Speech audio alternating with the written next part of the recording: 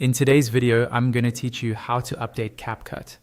We'll walk through the built-in update checker in the CapCut desktop app so you can quickly confirm your version and install the latest release with confidence. First, open the CapCut desktop app. Give it a second to load fully so all the menus appear. In the top right corner of the window, look for the small gear icon. That's the settings menu. Click it to open a drop-down.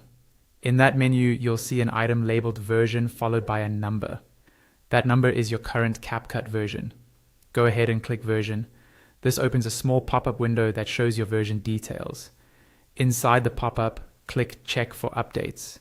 CapCut will contact its servers and compare what you have installed with the latest available build. You'll see a short progress indicator while it runs.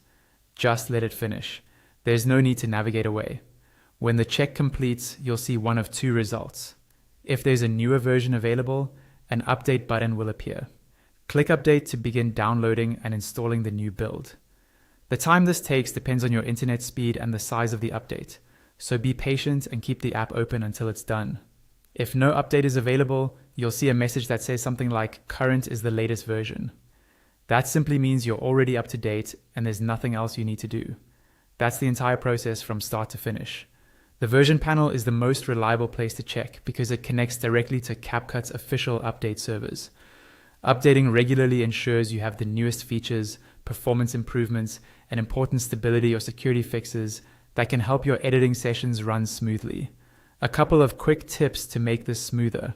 It's a good habit to save any open projects before checking for updates, just in case an update becomes available and needs a moment to process. A stable internet connection also helps the check complete quickly.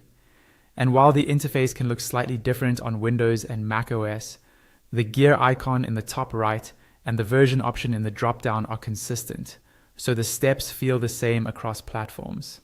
Once the check is done and any update has finished installing, simply close the pop-up and get back to your editing. And that's it. Now you know exactly how to update CapCut right from within the app.